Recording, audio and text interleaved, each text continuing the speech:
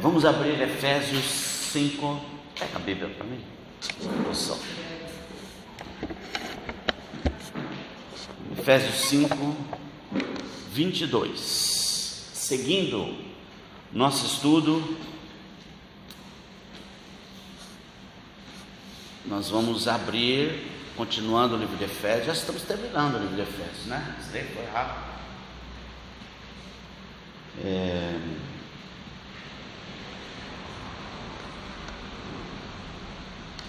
Só para a gente dar uma recordada aí, né? Nós tivemos os 3 primeiros capítulos que nos dá uma visão do todo de igreja. Muito obrigado.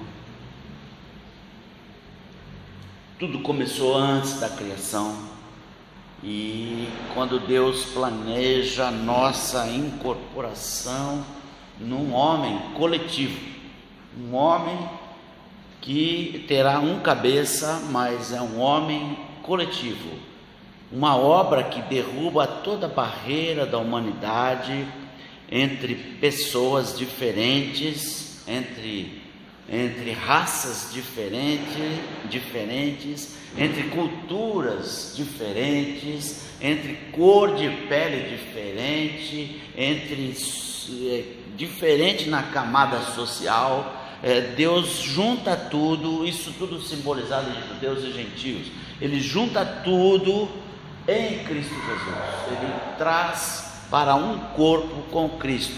Esse em Cristo, a gente viu no comecinho, é uma palavra que é muito usada em todo o texto de Efésios, e ele vai falar que nós estamos em Cristo, simbolizando assim uma posição que nós temos, né? Mas também significa uma união mística que nós temos com Deus, onde nós estamos nele e ele está em nós. Primeiramente ele está em nós, depois nós permanecemos nele. Então um significado especial de estar plenamente no plano de Deus para o ser humano. Isso foi planejado na eternidade passada, antes da fundação do mundo, antes da criação de todas as coisas, porque Deus já sabia que eu e você íamos pecar. Ele já sabia, então ele põe lá no DNA do ser humano uma possibilidade de resposta. Ele põe lá na criação uma condição, nos cria a sua imagem e semelhança. Isso é muito sério. Nós somos criados à imagem e semelhança de Deus, e aí ele promove essa união que nós temos indissolúvel, mística, entre Cristo e os crentes, né? E isso ocorre por causa da habitação do Espírito de Deus em nossa vida. Isso nos leva ao grande tema dessa carta, que é o propósito de Deus estabelecer a sua igreja, né? E agora a gente vai entrando no capítulo 5 e vendo 22 e diante, a gente vai ver que o pensamento do apóstolo Paulo em relação os diversos relacionamentos do ser humano, onde vai ser estabelecido alguns princípios para o relacionamento humano. Qual é o pensamento-chave que tem para essa ótica de Paulo? Qual é o pensamento-chave que ele coloca para que a gente então possa reger os nossos relacionamentos, né? E como devemos andar como filhos amados? Ele está falando isso no capítulo 5, e ele vai trazendo agora para os relacionamentos, como nós devemos proceder, como nós devemos andar, como nós devemos, como filhos de Deus, como devemos andar. E aí ele começa lá no primeiro relacionamento, que eu creio que é o mais básico, né? Eu creio que o relacionamento familiar é a base da sociedade humana, né? E o relacionamento conjugal, marido e mulher, é o núcleo do relacionamento familiar. Então Paulo começa por aí e fala o seguinte: as mulheres, no capítulo 5, versículo 22, as mulheres, se nós terminamos no 21 na semana passada, as mulheres sejam submissas ao seu próprio marido como ao Senhor, porque o marido é o cabeça da mulher, como também Cristo é o cabeça da igreja, sendo este mesmo o Salvador do corpo. Isso é um tema polêmico nos nossos dias, né? Esse é um tema, nos nossos dias, nos dias de Paulo era fácil, a mulher nem abria a boca. Mas esse para os nossos dias é um tema polêmico, submissão, esse negócio todo. A mulher naquela época, ela era submetida ao marido, não é? Ela era submissa, ela era submetida, né? Os discípulos na época de Jesus discorriam se a mulher tinha alma. Que absurdo, né? A gente chegar a pensar que eles se discutiam, refletiam se a mulher tinha alma. Que coisa complexa. Então essa já era uma condição, mas nos nossos dias, hoje nós temos uma época em que primeiros ministros dos maiores países do mundo, como a Alemanha e Inglaterra, mulheres ocuparam essa função, né? A rainha Elizabeth, que está lá na Inglaterra, é presidente de países como Dilma, né? Tivemos aqui. Então não cabe dentro desse contexto, como assim a mulher ser submissa, né? Como é que você vai dizer isso hoje? Primeiramente, a gente não vai abordar sobre esse ponto de vista familiar, nós não vamos assim aprofundar, visando, mas dentro do contexto do livro de Efésios. O nosso contexto aqui é a igreja, nosso contexto aqui, e é disso que Paulo está falando. Ele lança a mão de um exemplo, mas ele está falando sobre a igreja, sobre o estabelecimento da igreja, tá? Mas mesmo que a gente fosse falar sobre família, nós vamos falar sobre as mesmas bases. São fundamentos, né? Então, quando a gente lê o versículo 22, a gente não pode deixar de considerar o contexto do livro, tá certo? Se tirar o texto do contexto, é pretexto, né? Não dá certo. Então, o texto tem que estar dentro do contexto do livro, seja para a gente estudar sobre o relacionamento familiar, não é o caso que a gente tem em mente hoje, né? Estamos estudando Efésios, né? Seja para estudar o contexto do livro de Efésios. Então, a gente não pode deixar de considerar o contexto. Paulo vinha tratando do procedimento cristão, ele vinha tratando da unidade que precisamos ter como igreja, da unidade em Cristo, ele vem tratando disso, tá? E como nós devemos andar, qual é o nosso procedimento? Em amor, como filhos amados em amor. E aí, dentro desse contexto, Paulo começa a falar da submissão da esposa ao marido. Em primeiro lugar, a primeira coisa que a gente tem que pensar é o seguinte: ele não está falando da submissão da mulher, ele está falando da submissão dentro de um contexto. Primeiro aspecto que a gente precisa tratar, né? Contexto de marido e mulher. Não quer dizer que aqui na igreja as mulheres são submissas aos homens, isso não tem cabimento, entende isso? Não cabe em lugar nenhum. O texto se refere ao seu marido, mas também se refere a isso dentro de um contexto. Dentro de um contexto. Qual é o contexto? O do versículo 21. Olha o que ele fala no versículo 21. Nós estamos lendo no versículo 22. Imediatamente antes, ele fala assim: sujeitando-vos uns aos outros no temor de Cristo. Opa, aí mudou o negócio. Sujeitando-vos uns aos outros, a mulher seja submissa ao seu marido. Tirou a necessidade de submissão do marido, da sua mulher? Sujeitando-vos uns aos outros, no temor de Cristo, na reverência de Cristo. Nós temos que levar em conta a reverência de Cristo na sua missão. Qual era o alvo de Cristo? Qual era a missão de Cristo? E qual foi a reverência dele em relação ao seu Pai? No temor de Cristo, na reverência de Cristo, sujeitando-vos uns aos outros, na reverência de Cristo, na forma como ele observou, visualizou, encarou a sua missão, a missão que foi dada por Deus, que o enviou. Percebe?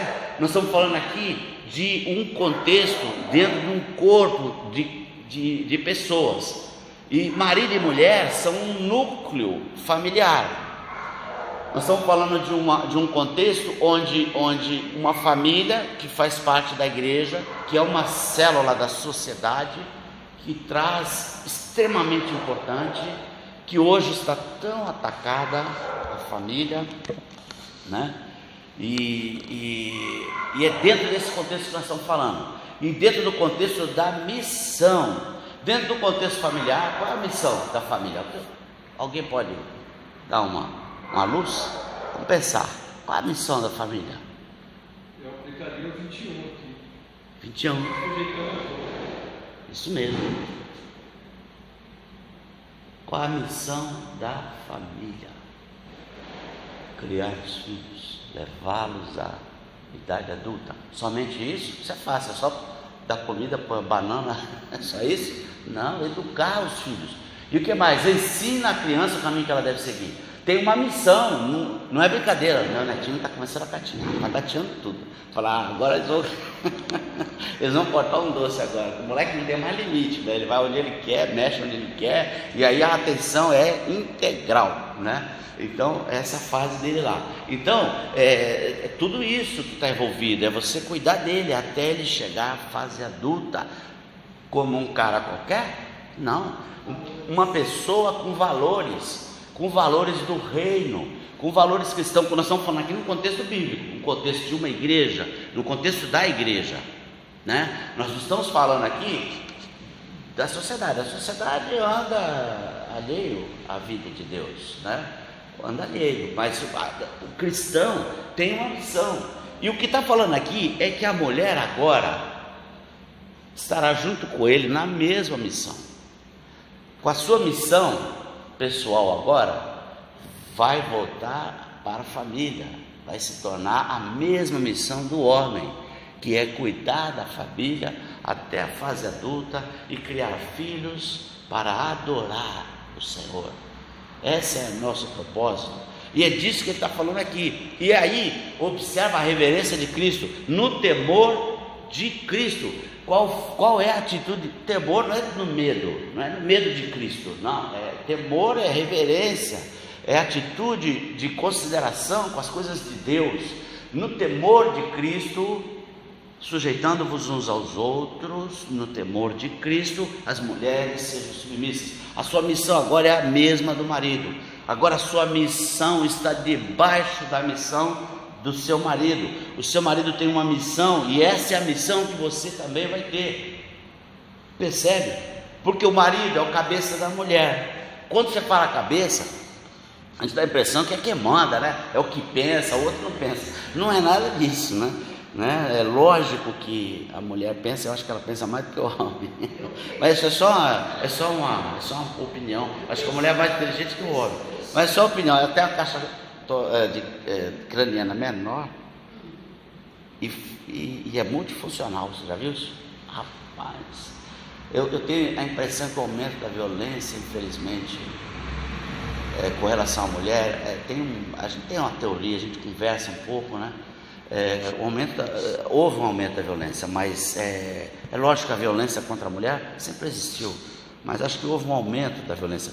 Eu estava trabalhando aqui no CAIS e estava vendo que uma grande parte das mulheres, em grande parte, estão manobrando, por exemplo, empilhadeira, por exemplo, ou aquela máquina que leva o container. São mulheres. Não tem mais nos nossos dias um trabalho masculino. Tudo que o homem faz, a mulher faz melhor. E aí, a tecnologia está tirando o homem da condição, e o homem está perdido, né? O homem está meio perdido, o homem está sem rumo. E aí, exato, a mulher ela é mais cuidadosa, ela vai fazer aquilo mais bem feito, vai fazer tão bem feito como o homem. A mulher ela é multifuncional por conta da natureza.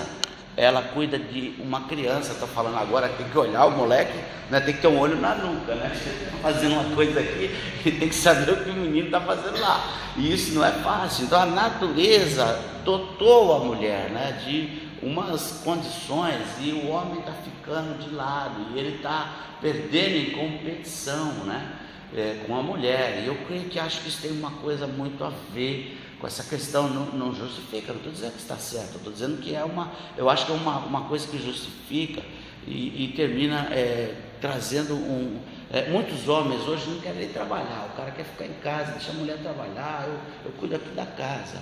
né? Você já viu isso? Eu acho um absurdo, né? Porque do suor do teu rosto, e essa foi a bênção que Deus concede ao homem por causa do pecado, do suor do teu rosto comerás o teu pão. O homem é o provedor, a mulher pode ajudar, mas a responsabilidade é dele, não é da mulher, entende? A família é responsabilidade do homem, sabe? Deus, quando fala que ele é o cabeça, você é o responsável, né? De você que eu cobro, né? Ele coloca a mulher numa condição de auxiliadora, mas é de você que eu cobro essa condição da sua família ser criada nos propósitos originais da criação, entende? Então, é disso que Paulo está falando. Você está entendendo esse contexto? Nós estamos falando do contexto de uma igreja, mas o Paulo lança a mão disso, né? E observa uma coisa, só dando uma complementada nesse negócio de submissão, né? Nós estamos falando de algo que a orientação que Paulo dá é que a mulher seja submissa, é uma ordem à mulher, é uma orientação à mulher, não é ao homem. Então, essa questão, são atos voluntários da mulher, sem queixa, sem pesar, de ajudar o seu marido, né? Isso não isenta o seu marido também de ser submisso à sua mulher. Isso não isenta, a sujeição é de ambos, né? Em muitos momentos ela vai dizer o que eu vou fazer, entende isso? Mas a missão principal, eu sou cabeça, Deus me põe com a responsabilidade de levar isso avante. Isso é pesado, se você pensar, né? E o homem tem condição emocional maior de conduzir isso, por isso Deus coloca, e Ele faz isso para poupar a mulher das dificuldades que vão surgir, tá? Então, mas a regra, o princípio que rege é sujeição mútua, mesmo dentro do relacionamento, porque não cabe, não há uma hierarquia. Perceba bem, a gente tem a mania de pensar como uma hierarquia, o mundo é militarizado, né?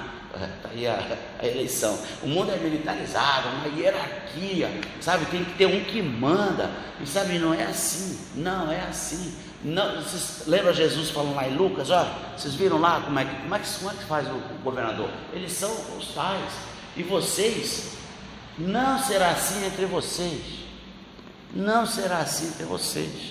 Então a condição de comando não funciona dessa forma. A autoridade dentro da igreja, ela acontece como consequência do procedimento.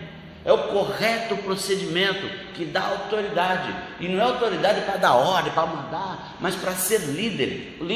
O cabeça é um líder, é alguém que ele consegue conduzir pessoas, é alguém que tem a obrigação de conduzir pessoas, é um líder, é um Moisés, é um líder. Dentro do lar, o homem é o líder, e quando você é o líder, você é aquele que dá o exemplo, você é aquele que faz a coisa certa, você não é aquele que vai conduzir a sua família para um buraco, você vai conduzir a sua família para a adoração do Deus verdadeiro. Então a missão da mulher passa a ser a missão do homem, é submissão, tá? Aquele que conduz outros a um propósito, a um líder, né? Conduz a uma missão. Então, conduzir a família, cuidar dela, zelar, prover os meios para que todos na família venham a adorar aquele que existe por si só. A missão da esposa passa a ser a mesma, por isso é submissão.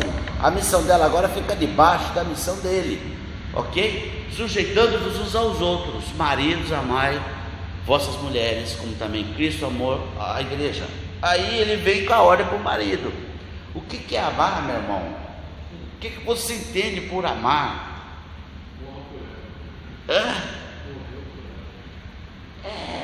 Como Cristo amou, ele dá o padrão. Paulo, não é brincadeira, né? A missão da mulher é muito mais leve do que a do homem. Amar como Cristo amou, é dar vida. E não é chegar, mas não mate ela, mate a mim, heroicamente, não é isso. Não é isso, não, é você viver por ela, é você viver para ela, é ser submisso, porque Jesus, se é como Cristo amou, eu vim para servir, é ser servo, é ser submisso, percebe isso? E ele fala que o homem deve amar como o seu próprio corpo, na sequência, no 5:28, ele vai falar isso, que os maridos devem amar sua mulher como o próprio corpo, porque é o próprio corpo, eles se tornaram uma só carne. E na igreja? Como é que é na igreja? Nós somos um homem coletivo, nós fazemos parte de um mesmo corpo, é exatamente isso. E você vai ver que no versículo 32, ele vai falar isso, grande é esse mistério, quando ele fala, eis a causa pela qual o homem vai deixar o pai e a mãe e vai se unir à sua mulher, né? Eis a causa, eis o motivo pelo qual o homem vai fazer isso, né? Os dois tornarão uma só carne, e isso é um grande mistério, ele fala.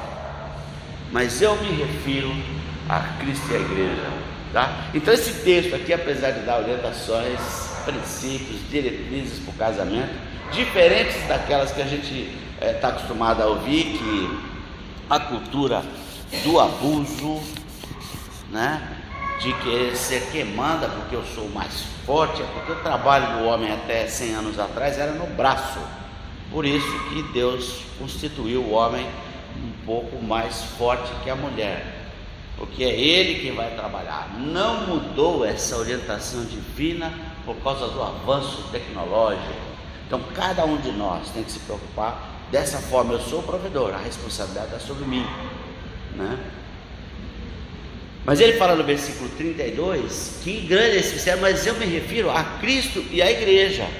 Ele faz uma ligação do relacionamento marido e mulher com Cristo e a igreja. Ora, a igreja deve ser submissa a Cristo. Ele cita então, ora, a mulher, ela tem a missão dela, né? E a igreja também tem a sua missão, a mesma de Cristo, né? Que ele repassa para nós, eu vos envio, né? Então, grande é esse mistério, é o que ele está falando. No entanto, precisa haver amor e respeito entre os cônjuges, porque isso é a prática cristã. Precisa haver sujeição entre os cristãos, entre marido e mulher também. Precisa haver mútua sujeição, isso é um princípio para a igreja. Precisa haver mútua sujeição aqui entre nós, como igreja. Precisa haver, esse é o princípio cristão, esse é o valor cristão, tá certo? Eu creio que o efeito desejado, né, é que nós coloquemos que o nosso casamento tenha um alvo, o nosso casamento, né, que seja como o relacionamento de Cristo com a igreja, onde, e isso para ambos, marido e mulher, onde Cristo se preocupa em levar a igreja pura, santa, sem mácula, sem defeito diante de Deus. E é isso que a gente tem que se preocupar como marido e mulher, como marido e esposa, dentro do relacionamento conjugal. A gente levar a mulher levar o homem, a gente levar o cônjuge sem mácula diante de Deus. Esse é um alvo para nós, o relacionamento de Cristo com a igreja, para que a gente proceda em relação à nossa esposa. E isso é o núcleo familiar. E aí ele vai falar, filhos, obedecer. Todos nós somos filhos, né? E é uma dificuldade lascada de obedecer. O pai sempre é careta, sempre é chato, né? Então, filhos, obedecer vossos pais. Isso é justo você obedecer os seus pais, né? A gente obedece os pais. Aqui não tem mais nenhuma criança, nem adolescente, mas essa obediência, ela deve ser, e isso é cristão, e isso tem a ver com valores cristãos. É justo, honra teu pai e tua mãe, é o primeiro mandamento para que te vá bem, né? Isso é sentido amplo. Então, tem também missão para os pais, sempre tem os dois lados da história. Pais não provoquem os filhos a ira, e assim vai. E ele vai falando dos diversos relacionamentos dentro da família, e aí ele passa a falar até dos escravos, porque na época não tinha emprego, né? Não era? No 6, estamos no 6, né? Eu vou até o 6:9, tá certo? Mas aí ele está falando agora de senhores e escravos, servos e senhores. Oi? Eu sei. Tá. Ele agora está falando de servos e senhores. Ele está falando dos relacionamentos que acontecem. Já deve ter alguma definição aí de presidente, talvez, né? Aí o que acontece? Já está aqui ele já está falando que nós trazemos para o nosso relacionamento atual, né? Não tem escravidão hoje, né? Mas na época ele está falando aqui servo e senhor é escravo e dono de escravo. Então não é brincadeira. O Paulo não era de acordo com isso, mas era como era na vida real na época dele. Você ou era escravo, ou você era um cara, ou você era soldado do exército, ou você era escravo, ou você era senhor né, de algum negócio grande lá da época.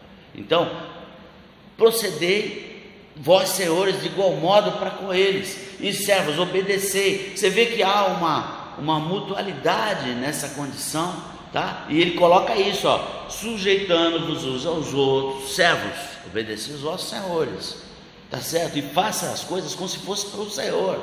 E vós senhores, de igual modo procedei para com eles, se sujeitem também aos servos. Olha só, o princípio cristão, que impressionante. Não teria problema nenhum ter escravidão se funcionasse desse jeito, mas não funciona assim, né?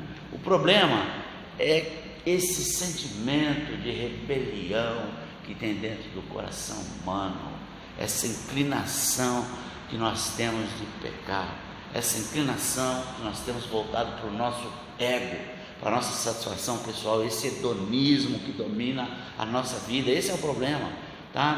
Nós estamos nesse mundo para cumprir uma missão, como igreja, como família. Nós temos uma missão a cumprir: fazer discípulos, pregar o evangelho do reino, ampliar as fronteiras do reino através da proclamação, através do reto procedimento, através da proclamação, abrindo a boca e o procedimento coerente com aquilo que você fala e que você vive. A missão da igreja é revelar Deus a todas as pessoas. Alguém mentiu sobre o caráter de Deus e você vai lá lhes dizer a verdade. O caráter de Deus não é assim, Ele fez assim comigo. Entende isso? O seu testemunho, você foi chamado para ser testemunha, para proclamarmos o nosso Deus entre as nações. Ser igreja é isso, é disso que Paulo está falando no livro de Efésios. Se o essencial não é capaz de nos unir, precisa de união para isso. Se o essencial não é capaz de nos unir, mas o secundário nos divide, a gente deixou de ser igreja. Se o dinheiro deixa de ser servo meu para ser meu senhor, eu deixei de ser igreja.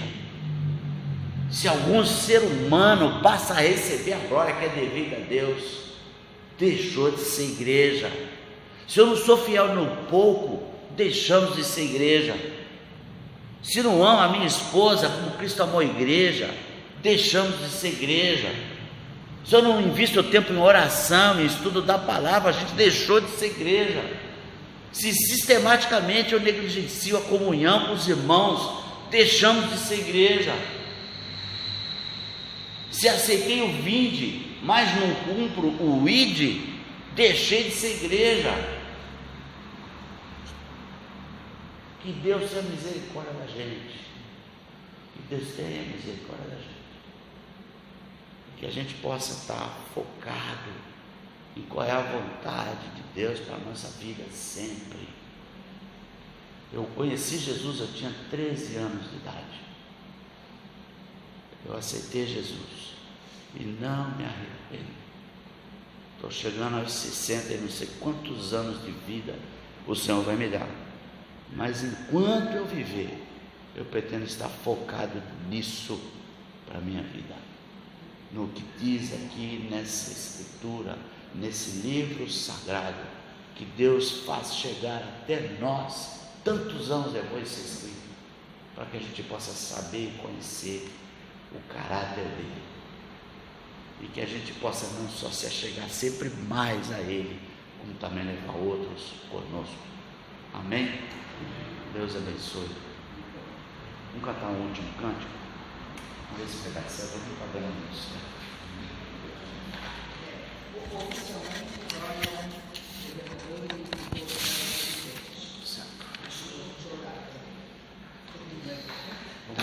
Vamos orar após o final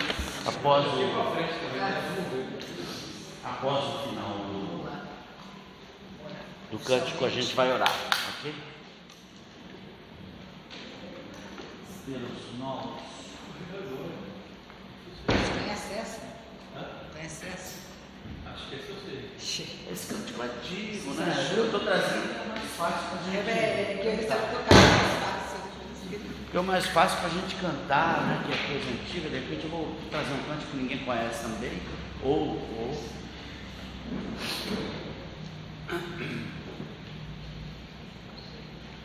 Isso é dos vencedores, é Jorge Camargo.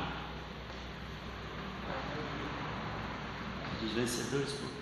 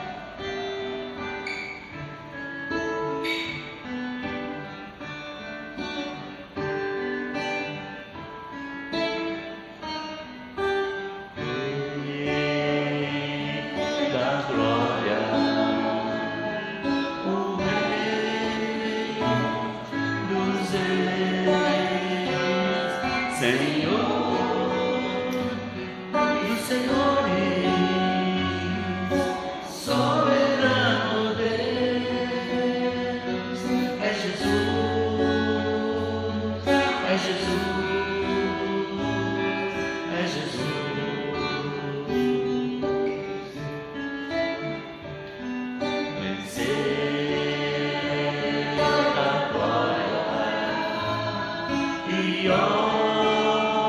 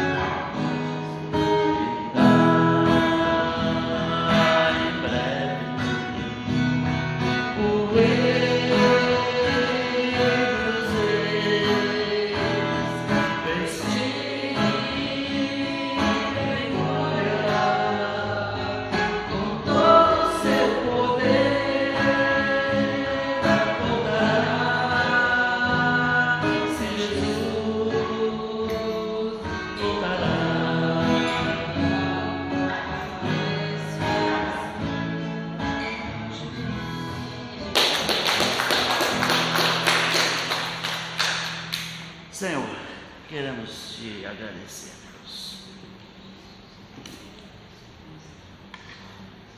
Oh, Senhor, queremos te agradecer pelos anos de eleições. Nós não sabemos nada, Deus. Talvez não tenha sido candidato de alguém aqui, talvez não seja o meu, mas a gente sabe que é quem tu permitisse, Deus, ocupar a cadeira, e seja, Senhor, para a tua glória. Nós rogamos isso.